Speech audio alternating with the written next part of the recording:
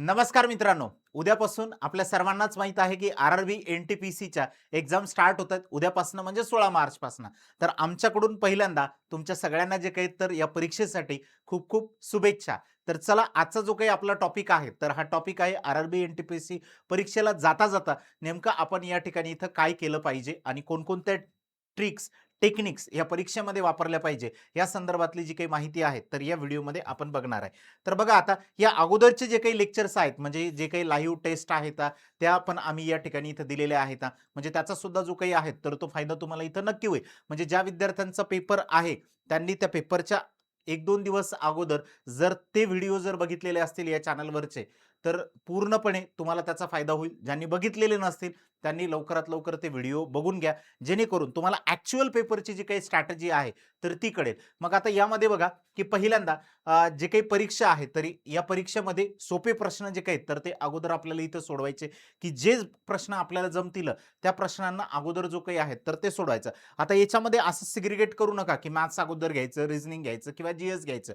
सुरुवातीला ज्यावेळेस आपण सुरुवात करतो, जो क्वेश्चन आपल्या समोर असेल कोणत्याही सब्जेक्टचा जरी असला तरी सुद्धा, तर त्याला डायरेक्टली जे काही तर आपल्याला सॉल्व्ह करायचं आणि त्यामध्ये आपल्याला असं वाटलं वेळ जास्त जातो किंवा तो अवघड प्रश्न आहे, तर त्याला स्किप करा. नंतर सेकंड राउंडला जो काही आहे तर तो प्रश्न सोडवायला घ्या.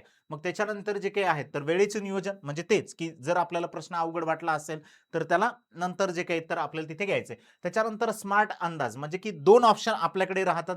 तर ऑप्शन एलिमिनेशनची मेथड सुद्धा कालच्या लेक्चरमध्ये जे काही तर आम्ही तुम्हाला सांगितलेले, की ऑप्शन कशा पद्धतीने तुम्हाला सिलेक्ट करायचे. म्हणजे ज्यावेळेस आपण रिझनिंगचा पार्ट बघतो आणि त्याच्यामध्ये जर अल्फाबेटच्या याच्यावरती क्वेश्चन असतील किंवा नंबर सीरीजच्या याच्यावरती असतील, तर आपण त्याला युनिट प्लेसनी सुद्धा त्या ठिकाणी तिथं उडवू शकतो. ओके. तर त्या पद्धतीने आपल्याला ते जे काही क्वेश्चन आहेत, तर ऑप्शन चेक करा. ऑप्शनमध्ये जर फर्स्ट आणि लास्ट किंवा मिडलला एकच आपल्याला जर नंबर दिसत असेल, तर त्याच्यानुसार सुद्धा आपण त्या ठिकाणी तिथं बघू शकतो. आणि गणेश सरांनी कालच्या जीकेच्या क्वेश्चन जी-एसच्या पार्टमध्ये जे काही आहे, तर तिथं सुद्धा तुम्हाला सांगितलं की त्यांचे पंट कशा पद्धतीने वापरायचे, तर तुम्ही ते सुद्धा त्या ठिकाणी तिथे वापरू शकता. ओके. तर हे स्मार्ट गेस जे काही आहेत, तर तिथे तुमचे लागतात. म्हणजे 2 ऑप्शन कट करून 2 ऑप्शन मधलं एक ऑप्शन जे काही तर टिक करायचं. हे कधी करायचं आपल्याला? ज्यावेळेस आपल्याला त्या क्वेश्चन बद्दल डाऊट आहे किंवा शुअर नाहीये आपण, की या क्वेश्चनचा आन्सर काय असेल. तुम्ही त्या केसमध्ये जे काही तर तसे पण त्या ठिकाणी तिथे वापरू शकता. म्हणजे उगाच काहीतरी अंदाज लावल्यापेक्षा हा जो काही आहे तर पर्याय तिथे तुम्हाला वापरता येतो. ओके. त्याच्यानंतर माऊस आणि कीबोर्ड चेक करा. हे सगळ्यात महत्त्वाचं आहे. काय होते, की काही-काही जे काही एक्झाम सेंटर असतात, तर ते नवीन राहतात. त्या नवीन एक्झाम सेंटरवरती जे काही तर आपले पेपर होतात. मग तिथलं कधी-कधी ते कीबोर्ड बंद असते किंवा माऊस जो काही आहे तर तो बंद असतो. तिथली सिस्टम व्यवस्थितरित्या चालत नाही. तर ते एकदा पहिल्यांदा आपल्याला काय करायचं चेक करून घ्यायचं. सगळ्यात महत्त्वाचा पुढचा मुद्दा असा आहे सध्याच्याला उन्हाळ्याचे दिवस चालू आहेत. ओके. बऱ्याच सेंटरवरती एसी नसतात. ओके. फॅन असतात तर ते खूप दूर अंतरावरती राहतात. त्याची हवा वगैरे आपल्यापर्यंत व्यवस्थित येत नाही. त्याच्यामुळे तिथं गरमीचं प्रमाण जे काही आहे तर ते जास्त होते. त्याच्यामुळं आपल्या हाताला जो काही तर घाम येतो. मग ते हाताला घाम आल्यामुळे काय होतं, की माऊस आपण व्यवस्थितरित्या तिथे पकडू नाही शकत. त्यासाठी रुमाल असेल, टिश्यू पेपर असेल, हे सोबत घेऊन जा. उन्हाळ्याचे दिवस असल्यामुळे पाण्याची बॉटल जे काही तर ते सोबत घेऊन जाणं आवश्यक आहे त्या ठिकाणी. ओके. त्याच्यानंतर बघा लवकर सेंटरवरती पोहोचा तुम्ही आणि घाबरू नका, पॅनिक होऊ नका. पेपर अवघड आला किंवा पेपर अवघड गेला त्याच्यामुळे पॅनिक होण्याची काही आवश्यकता नाही. कारण तुम्हाला पेपर जर अवघड जर गेला, तर तो सगळ्यांनाच गेला. कारण आपला अभ्यास जो काही तर तो प्रॉपर झालेला आहे. आपण एवढ्या दिवसाची जी काही मेहनत घेतलेली आहे, तर त्या मेहनतीचं त्या 90 मिनिटामध्ये जे काही आहेत, तर पूर्ण प्रेझेंटेशन आपल्याला तिथं त्या ठिकाणी द्यायचं आहे आणि शांत राहून जो काही आहे, तर तिथं तो आपल्याला पेपर द्यायचा. त्याच्यामुळे इथं पॅनिक होऊ नका. जर पेपर अवघड तुम्हाला गेला, तर तो सगळ्यांना जो काही तर त्या ठिकाणी तिथं अवघड जाणारा आहे. हां, ते अभ्यासू व्यक्तीसाठीच आहे. ज्यांनी हा पूर्ण एन-टी-पी-सीचा अभ्यास केलेला आहे, त्याच्यासाठीच ही टिप्स या ठिकाणी इथं देण्यात आलेली आहे. त्याच्यानंतर बघा, परीक्षेच्या दिवशी यश मिळवण्यासाठी महत्त्वाच्या ज्या काही टिप्स आहेत, त्याच्यामधला आपला हा पॉइंट आहे. शांत राहा. परीक्षेला गेल्याच्या परीक्षेचा जो दिवस आहे आपला किंवा जे पेपर आहे आपला, तर तिथं शांत राहा. ओके. शांत डोक्याने क्वेश्चन जे काही आहेत, तर रीड करा व्यवस्थितरित्या. त्याच्यानंतर वेळ जी काही आहे, तर त्याचे प्रश्न जे काही आहेत, तर त्याच्यामध्ये अडकू नका. ओके. एखाद्या क्वेशनमध्ये आपण अडकलो, तर ते समजा एखादं ब्लड रिलेशनचं आहे किंवा सिटिंग अरेंजमेंटचं आहे, त्याला सोडवायला वेळ लागतोय आपल्याला, तर त्याला पटकन स्किप करा. पुढच्या क्वेशनवरती जा. शेवटी जो काही टाईम उरेल, त्याच्यानंतर त्याच्याकडे या. ओके. तर त्याच्यानंतर अगोदरच सांगितलं सोपे प्रश्न सोडवा. तुमचा कॉन्फिडन्स ठेवा, आत्मविश्वास ठेवा. आपला आत्मविश्वास त्या ठिकाणी स्ट्राँग जर असेल, तर आपला पेपर जो काही आहे तर तिथे सोपा जाणार आहे आणि तुम्ही हे करू शकता, हे निश्चित लक्षात ठेवा.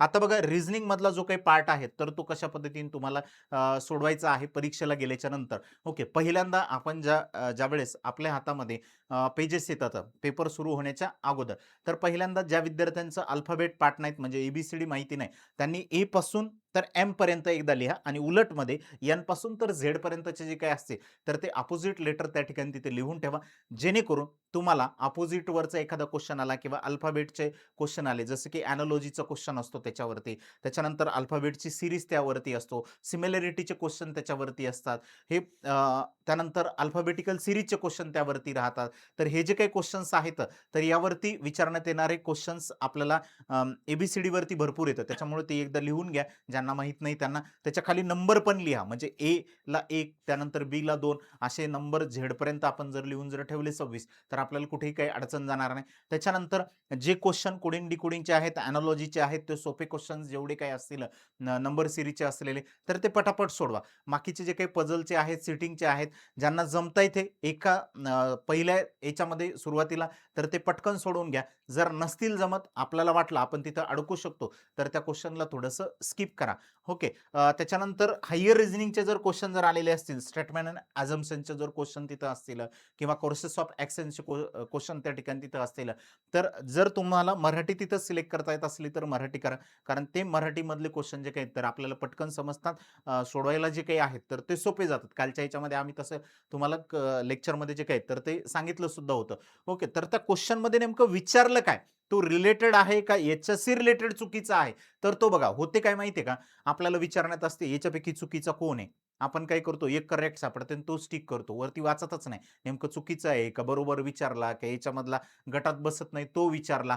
ते रीड करणं सगळ्यात महत्त्वाचं आहे. आपल्याला क्वेश्चन दिसला का आपण लगेच सुरू होऊन जातो. तसं नाही. वरती त्या डायरेक्शनमध्ये काय दिलेलं आहे ते सगळ्यात महत्त्वाचं आपल्याला तिथे बघावं लागेल आणि त्या पद्धतीने तो सोडवावा लागेल. त्याच्यानंतर जे काही स्पीड आहे त्या स्पीडवरती सुद्धा आपल्याला फोकस करायचं आहे. म्हणजे क्वेश्चन घेतला सेटिंग अरेंजमेंटचा आणि बसला 10 मिनिटं सोडवत, असं नका करू. ओके, तिथं मॅक्सिमम जो काही आहे तर 1 मिनिट सेटिंग अरेंजमेंटसाठी आपल्याला तिथं लागला पाहिजे. आणि यामध्ये एक गोष्ट लक्षात ठेवा, बरेच विद्यार्थी जे काही आहेत तर बँकिंगची सुद्धा ही परीक्षा देत आहे. तर आपल्या बँकिंगच्या एक्झाममध्ये काय होते, की एक जर क्वेश्चन जर आपल्याला सेटिंग अरेंजमेंटचा जर देण्यात आलेला असेल, म्हणजे डायरेक्शन एक जर असेल, तर त्याच्यावरती 5 क्वेश्चन असतात.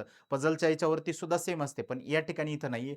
एका डायरेक्शनवरती एकच जो काही क्वेश्चन आहे, तर तो आपल्याला इथं देण्यात आलेला असतो. ओके, मॅक्सिमम खूप जर झालं तर 2 क्वेश्चन या ठिकाणी इथं देतात. पण शक्यतोवर तसं होत नाहीये. पण एखाद्या वेळेस तुमचं नशीब चांगलं असलं तर 2 क्वेश्चन एका डायरेक्शनवरती येतील. बरं, आमचं टार्गेट किती असलं पाहिजे, की रिझनिंगमध्ये आम्ही नेमकं किती पार्ट या ठिकाणी इथं सोडवला पाहिजे किंवा किती आमचे क्वेश्चन झाले पाहिजे. तर टार्गेट ठेवा एक 2830च्या मध्ये जे काय तर क्वेश्चन झालेले पाहिजे. जेवढे क्वेश्चन जमतात तेवढेच त्या ठिकाणी सॉल्व्ह करा. निगेटिव्ह सिस्टम असल्यामुळे जे काही तर तुमचे मार्क तिथं मायनस होऊ शकतात. त्यामुळं ज्या क्वेश्चनला आपण सोडवू शकत नाही किंवा जो क्वेश्चन आपल्याला सॉल्व्ह होण्यासारखा नाही किंवा ज्या क्वेश्चन बद्दलचे आपल्याला काहीच माहिती नाहीये, त्या क्वेश्चनचा जो काही पार्ट असेल, तर तो त्या ठिकाणी जो काही आहे तर स्किप करा. जेणेकरून तुमचे जे काही मार्क आहेत, तर हे निगेटिव्ह त्या ठिकाणी तिथे जाणार नाहीत. ओके, आणि आपले जे काही जर ॲक्युरसी चांगली जर असेल, तर ते नॉर्मलायझेशनमध्ये आपला स्कोर जो काही आहे, तर ते ऑटोमॅटिकली त्या ठिकाणी जो काही तर तो वाढून येतो. आता इथून पुढचा जो काही पार्ट असेल, तर तो मॅथेमॅटिक्स बद्दलचा असेल आणि जी-एस बद्दलचा जो काही पार्ट असेल, तर ते आपले गणेश सर जे काही आहेत, तर ते तुम्हाला या ठिकाणी इथं जे काही तर पुढचा पार्ट सांगतील. ओके. चला नमस्कार. बघा, सर्वात अगोदर एक महत्त्वाची गोष्ट लक्षात ठेवायची आहे. काही तर सेक्शनल नाहीये. सेक्शनल टायमिंग नाही किंवा सेक्शनल क्वेश्चन्स नाहीत. तुम्हाला 100 क्वेश्चन आहे, 90 मिनिट तुम्हाला भेटलेले आणि त्यात क्वेश्चन्स पण तुम्हाला सेक्शनमध्ये नाही भेटणार.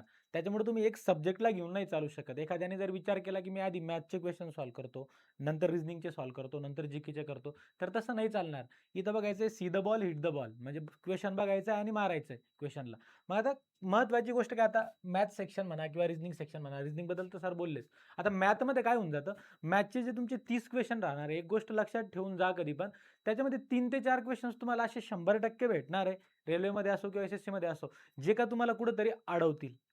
तर ती क्वेश्चन समजायसाठी तुम्ही अभ्यास केलेला आहे, तुम्हाला क्वेश्चन बघल्या बघल्या सर्वात अगोदर मॅथमध्ये आपण गलती काय करतो, मॅथमध्ये आपण क्वेश्चन रीड केलो एक सेंटेन्स की लगेच खाली लिहायला सुरुवात करतो. तशी गलती कधीच नाही करायची. आधी पूर्ण क्वेश्चन शांत मनाने काय करायचं, वाचून घ्यायचा. तुम्ही काय करता, प्रॉफिट लॉसचा फॉर एक्झाम्पल एखादा क्वेश्चन आहे, त्याच्यामध्ये 3 सेंटेन्स आहेत. तुम्ही काय करता, पहिलं सेंटेन्स लिहिलं, 25% मार्कअप लगेच लिहून टाकता 25% मार्कअप. तसं कधीच नाही करायचं. कधी-कधी ना क्वेश्चन्स एवढे ईझी असतात ना, की तुम्ही पूर्ण क्वेश्चन वाचलं आणि थोडं त्याच्यावर 3-4 सेकंद जरी विचार केला आणि तुमचा अभ्यास चांगला असेल, तर तुम्हाला लिहायची गरज पण नाही पडत काही-काही क्वेश्चनमध्ये. कारण आहे ती सोपी एक्झाम आहे एन-टी-पी-सीची. याच्यापेक्षा सोपी एक्झाम कोणतीच नाही. फक्त 3 ते 4 क्वेश्चन तुम्हाला मॅथमध्ये भेटतील, जे का कसे राहतील, लाँग कॅल्क्युलेशन्सवाले राहतील, जे का बघल्या-बघल्या तुम्हाला समजून जातील. प्लीज त्या क्वेश्चनमध्ये अडकू नका, कारण तुम्हाला 100चे 100 क्वेश्चन्स बघायचेच आहे. लाँग क्वेश्चन 2 ते 3 किंवा एखाद्या वेळेस रेल्वेमध्ये आणि एस-एस-सीमध्ये असं पण होतं, एखादा रॉंग क्वेश्चन पण राहतो. सॉल्व्ह करताना जर तुम्हाला वाटलं एखादा क्वेश्चन, की यार कुठेतरी फिलिंग आली, 1 मिनिट चालला गेला आणि कुठेतरी फिलिंग आली, की यार काहीतरी डाटा मिसिंग आहे किंवा काहीतरी प्रिंट मिस्टेक दिसायली, तर कृपया करून तो क्वेश्चन सोडून द्या. जास्त लोड त्याच्यावर घेऊ नका. 1 मिनिटाच्या आत जे क्वेश्चन सॉल्व्ह होतात ते पटापट आपल्याला पहिल्या राउंडमध्ये सॉल्व्ह करून घ्यायचे. मग 30 पैकी जरी तुम्ही 4 ते 5 क्वेश्चन जरी मॅथमध्ये स्किप करून टाकले पहिल्याच राउंडला, तरी काही प्रॉब्लेम नाही. 1 तासात पूर्ण 100 क्वेश्चन्स तुम्ही बघून घेता आणि नंतर जो अर्धा तास तुम्हाला उरणार आहे, त्या अर्धा तास किंवा 20 मिनिटं जरी लास्टला उरले, तर तुम्ही रिझनिंगचे फॉर एक्झाम्पल 1-2 क्वेश्चन सोडलेले आहेत, मॅथ्सचे 2-3 क्वेश्चन सोडलेले आहेत. तर तुम्ही त्याच्यामध्ये काय करू शकता, त्या उरलेल्या 20 मिनिटामध्ये ते क्वेश्चन्स निवांत सॉल्व्ह करू शकता. आता मॅथमध्ये तर मी काहीच नाही बोलणार. जे सिंपल क्वेश्चन्स आहेत ते पहिल्या गोमध्ये सॉल्व्ह करून टाका. जे काय 1 मिनिटाच्या आत तुम्ही सॉल्व्ह करू शकता. तुम्हाला कॉन्फिडन्स आहे. ते क्वेश्चन तुम्ही पटापट सॉल्व्ह करायचे. दुसरा मुद्दा महत्त्वाचा आहे, की लाँग कॅल्क्युलेशन्स क्वेश्चन असतील. बघल्या-बघल्या कळते माणसाला, की मला हे येते, पण याचं कॅल्क्युलेशन लंबे माझे 2-3 मिनिटं चालले जातील. तर तशी रिस्क एक्झाममध्ये पहिल्या राउंडमध्ये कधीच घ्यायची नाही. ते क्वेश्चन मार्क फॉर रिव्ह्यू करून ठेवू शकता तुम्ही. मार्क फॉर रिव्ह्यू करून ठेवायचं, की मला हा क्वेश्चन येतो, पण याचं कॅल्क्युलेशन मोठं आहे. तर मार्क फॉर रिव्ह्यूचं एक ऑप्शन राहतं. मार्क फॉर रिव्ह्यू करून ठेवायचं, राइट? हां, त्याच्यानंतर पुढे काय करायचं सर, महत्त्वाचे मुद्दे काय, की जर आता हे तर आता प्रिपरेशनचं काही बोलायचं कामच नाही इथं. इथं तुमचं पर्सेंटेजची कन्सेप्ट क्लिअर पाहिजे, रेशोच्या कन्सेप्ट क्लिअर पाहिजे, प्रॉफिट लॉस, त्याच्यानंतर तुमच्या ॲव्हरेजच्या क्वेशन्स, हे 4 जे की टॉपिक्स आहेत, यांच्या कन्सेप्ट तुमच्या क्लिअर पाहिजे. आता बोलण्यात फायदा नाही याच्यामध्ये, कारण मॅक्सिमम याच्यावरच येतात. टाईम वर्क झालं, टाईम स्पेडिशन झालं, वगैरे, वगैरे, वगैरे. आणि शॉर्ट ट्रिक्स काय राहतात माहिती का? आता शॉर्ट ट्रिक तुम्ही जेव्हा अभ्यास करता, तर तुम्ही कोणत्या पण टीचरकडून शिकलेले आहात मॅथेमॅटिक्स. तर शॉर्ट ट्रिकवर माझं तर म्हणणं आहे, की जास्त डिपेंड राहायचं नाही. हां, जास्त डिपेंड राहायचं नाही शॉर्ट ट्रिकवर. जर एखादं तुम्हाला फिक्सच माहिती आहे, की ही शॉर्ट ट्रिक याला लागते तरच लावा, नाहीतर कन्सेप्च्युअल क्वेश्चन काय करा, सॉल्व्ह करा. मग सर झालं मॅथ्सचं तुम्ही काय म्हटलेत, की 30 क्वेश्चन आहे. 26 ते 24 क्वेश्चन तुम्हाला पहिल्या राउंडमध्ये होतील. उरतील काय फक्त 4 क्वेशन्स. तर जास्त मनावर घेऊ नका. एखादा पोरगं विचार करते, की मी भाई बँकिंगचा विद्यार्थी आहे. मी एस-बी-आय पी-ओची प्री काढलेलो आहे. मी एन-टी-पी-सीची परीक्षा द्यायला चाललो. हा क्वेश्चन मला कसा येत नाही. तर इगोवर घेऊ नका कोणत्याच क्वेश्चनला. 3-4 क्वेश्चन्स प्रत्येक एक्झाममध्ये थोड्या अशा असतात जिथं माणूस अडकतो. कारण त्यांना ते पण बघायचं असतं, की भाई याला आम्ही कामावर घ्यायलो. त्याला समजते का कुठं लढायला पाहिजे आणि कुठं सोडून द्यायला पाहिजे. तर ते क्वेश्चन्स नंतर सॉल्व्ह करायचे असतात. त्याच्यामध्ये अडकू नका. त्याच्यामुळं स्वतःचं नुकसान करून घेऊ नका. आता राहिला प्रश्न सर्वात महत्त्वाचा, की जनरल अवेअरनेसचं काय ठेवायचं आहे सर? तर बघा 40 क्वेशन्स तुम्हाला येणार आहेत. आता जनरल अवेअरनेस असं राहतं, की भाई इथं भरपूर हा जो सेक्शन आहे, या सेक्शनमध्ये अनप्रेडिक्टेबल असा सेक्शन आहे, की नेमकं काय विचारलं जाऊ शकतं. खूप वास्ट सिलेबस आहे. तर याचं कसं हँडल करायचं सर? पहिली गोष्ट तर पहिला राउंड जेव्हा तुम्ही घ्याल, तर पहिल्या राउंडमध्ये मी म्हणलो, की पहिल्यापासून ते एक 60 मिनिटापर्यंत तुम्हाला पहिल्या राउंडमध्ये 100चे 100 क्वेशन्स बघून घ्यायचे. तर सर असं काही नाही, की 60च मिनिटं लागले पाहिजे का 70 मिनिटं लागू द्या. मग त्याच्यामध्ये तुमचं काय होऊन जाईल बघा, तुम्ही जर थोडं हे करताय, की पहिल्या राउंडमध्ये रिझनिंगचे तुम्हाला 28 ते 29 क्वेश्चन सॉल्व्ह होऊन जातील. किंवा चला आपण विचार केलो थोडं आता महत्त्वाची गोष्ट बोलायलो. 27 क्वेश्चन जरी तुम्ही सॉल्व्ह केले आणि 3 स्किप केले रिझनिंगचे. त्याच्यानंतर मॅथ्सचे तुम्ही फॉर एक्झाम्पल 26च सॉल्व्ह केले. चला 4 स्किप करून टाकले. आता इथं जर तुम्ही बघताय तुमचा अटेम्प्ट, तर तुमचा अटेम्प्ट होतोय बघा इथं 53 अटेम्प्ट होतोय. 53 अटेम्प्ट होतोय. तुम्ही जर कट ऑफ बघताय, तर जर तुम्ही कॅटेगरीमधून असाल, तर 75 प्लस तुम्हाला घ्यायचंच आहे. ओपनमधून असाल, तर 80 प्लस तुम्हाला घ्यायचंच आहे. हा एकदम सेफ बोललो मी. याच्या पलीकडे काहीच नाही. मग तुम्ही विचार करायचा, की भाई माझे 53 क्वेश्चन झाले. आता जो जनरल अवेअरनेस आहे, आता इथं डिसाईड होते. इथं आता जनरल अवेअरनेसमध्ये रिस्क घ्यायची का नाही घ्यायची, हे डिसाईड करणार तुमचे 2 सेक्शन कसे गेलेत. जर तुम्हाला इकडे 27 तुमचे कन्फर्म आहे, इकडे 26 कन्फर्म आहे, 53 मार्क तुमचे कन्फर्म आहे आणि तुम्हाला 80 वर पोहोचायचं आहे. तर 80 वर पोहोचायचं तुम्हाला इथं 27च क्वेश्चन सॉल्व्ह करायचे आणि 40 क्वेश्चन येतात जनरल अवेअरनेसचे. आता बघा कसं ठरवायचंय. तर 40 पैकी जर तुम्हाला 27च येत आहे आणि 13 तुम्हाला येत नाहीये, 13 तुम्हाला येत नाही तर घाबरू नका. हे 27 जरी आले तर तरी तुमचं किती झालं 50, 60, 70 हे 50, 60, 70, 80 क्वेशन्स तुमचे झाले. 80 क्वेशन्स तुमचे झाले. तुम्ही 80 ला टच करताय. तर मग या 13 क्वेशन्सचं टेन्शन घेऊ नका. या 13 क्वेशन्सचं टेन्शन घेऊ नका. काय बोललो मी? एनिथिंग ओपनवाल्यांसाठी अबोव्ह 80 इज सेफ. कॅटेगरीवाल्यांसाठी मी 75 म्हणेल. मी जास्तच सांगतोय जरासं. जर तुमचं कॅटेगरीमधून असाल 75 प्लस जाताय तर तुम्ही रिस्क घेणार नाही जनरल अवेअरनेसमध्ये. जर तुमचं ओपनमधून 80 प्लस जातंय तर तुम्ही रिस्क घ्यायची नाहीये. राईट? पण एखाद्या वेळेस काय होऊन जातं, आपलं रिझनिंग आणि मॅथ थोडं फॉर एक्झाम्पल एखाद्या मुलाचं रिझनिंग आणि मॅथ ही स्ट्रॅटेजी खूप महत्त्वाची बघा. एखाद्याचं रिझनिंगमध्ये 22च क्वेश्चन झाले आणि मॅथमध्ये 20च क्वेश्चन झाले. आता याला 42च मार्क पडताय. आता याला 70 पर्यंत जरी पोहोचायचंय, 70 पर्यंत जरी पोहोचायचंय, तरी याला 28 क्वेश्चन इथं सॉल्व्ह करणं आले. राईट? इथं मग 50, 60, 70, 80 70 पर्यंत पोहोचायचे तर 28 आणि 80 पर्यंत पोहोचायचे तर किती 38 क्वेश्चन सॉल्व्ह करणं आले. आता मला सांगा 70 पर्यंत पोहोचायचं तर 28, 80 पर्यंत पोहोचायचं तर 38. आता हा मुलगा विचार करेल आणि याला जर फॉर एक्झाम्पल 15 क्वेश्चन जनरल अवेअरनेसचे येत आहे. मग याचा मॅजिक नंबर बनतोय का? की कॅटेगरीमधून 75 बनताय का? ओपनमधून 80 बनताय का? नाही बनत आहे. मग इथं या मुलाला 100% रिस्क जनरल अवेअरनेसमध्ये घ्यायची. कारण तुम्ही 50 वर अडकले तर असे पण तुम्ही एक्झामच्या बाहेर आहे. असे पण तुम्ही एक्झामच्या बाहेर आहे. मग 50 मार्क घेऊन अडकल्यापेक्षा थोडी रिस्क घेऊन त्याला 75-72 करायचा प्रयत्न करा ना तुम्ही जनरल अवेअरनेसमध्ये काय रिस्क घेऊन. आणि मग जर तुम्हाला वाटतंय की मी 50 वर अडकलोय, मग जनरल अवेअरनेस पण पूर्ण सॉल्व्ह करून टाका आणि त्याच्यानंतर हे जे तुम्ही स्किप केले ते क्वेश्चन्स ते पण कंप्लीटचे कंप्लीट सॉल्व्ह करून टाका. मग सर तुक्के कसे मारायचे? तुक्के उगाच मारायचे काय कशामध्ये पण? तर बघा एक काही ट्रिक सांगतो तुम्हाला. ओव्हरऑल जेव्हा रिझनिंगचा एखादा क्वेश्चन राहतो, कोडिंग डिकोडिंग तुम्हाला नाही जमलं, तर सहसा करून उत्तर सिमिलर ऑप्शनमध्ये राहतं. म्हणजे एल पासून 3 ऑप्शन स्टार्ट आहे. के वर 2 ऑप्शन संपायले. तर जो ऑप्शन एल पासून स्टार्ट नाही तो कट करून टाकायचा. जो के वर संपत नाही तो कट करून टाकायचा. मग त्या दोघांमध्ये बी शेवटून 3 नंबरचा आकडा कुठं आहे तसं कट करायचं. तसं तुम्ही रिझनिंगमध्ये लावू शकता. त्याच्यानंतर तुम्हाला मॅथमध्ये लावायचं तर कसं? मॅथमध्ये बघा ऑप्शनमध्ये जर 0, 1, बोथ, नन ऑफ दीज वगैरे असलं तर ते मॅक्सिमम उत्तर राहते. त्याच्यानंतर डिजिटल सम करून बघायची ऑप्शनची. सहसा करून जर 2 ऑप्शनची डिजिटल सम सेम येत असेल आणि खूप कॅल्क्युलेशनमध्ये तुम्ही अडकला, रिस्क घेण्याच्या गोष्टी सांगतोय, तर ते उत्तर राहतं. जीकेमध्ये कसं राहतं इटायमॉलॉजी जसं मी कालच्या याच्यामध्ये बोललेलो आहे, कालच्या मॉक एनालिसिसमध्ये मी इटायमॉलॉजीवर 4 ते 5 क्वेश्चन सॉल्व्ह केलेलो आहे. म्हणजे शब्द जो प्रश्नामध्ये त्याच्याशी रिलेटेड काही शब्द ऑप्शनमध्ये असला आणि तुम्हाला रिस्क घ्यायची तर तुम्ही टिक करायचं. त्याच्यानंतर जीकेमध्ये जर असं असलं 3-3 गोष्टी राहतात कधी-कधी ऑप्शनमध्ये. तर बघायचं जास्त वेळेस रिपीट कोणत्या ऑप्शनमध्ये गोष्ट झाली. जसं मी लँग्वेजच्या क्वेश्चनसाठी तुम्ही ती मॉक बघून घ्या एकदा मी दिलेली. लँग्वेजच्या क्वेश्चनसाठी मी तसं केलं होतं. त्याच्यानंतर बुक्सच्या नावाच्या क्वेश्चनसाठी मी तसं केलं होतं. सिमिलर ऑप्शन्स उत्तर राहतात.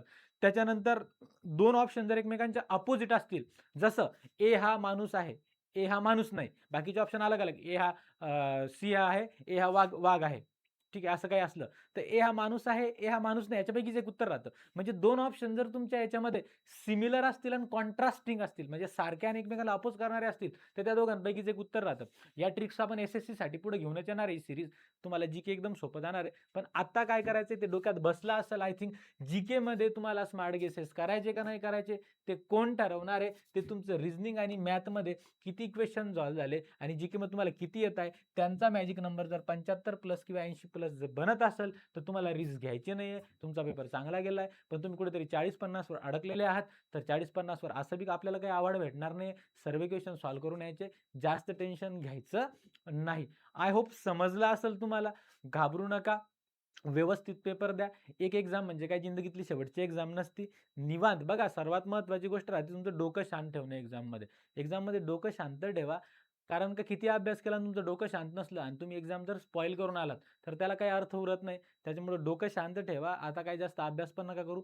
निवांत झोप घ्यायची. ज्यांची उद्या एक्झाम आहे त्यांनी निवांतमध्ये शांत डोक्याने पेपर तुम्हाला काय करायचा आहे सॉल्व्ह करायचा आहे. जास्त हायपर व्हायचं नाही. तुम्हाला आमच्याकडून परीक्षेच्या शुभेच्छा.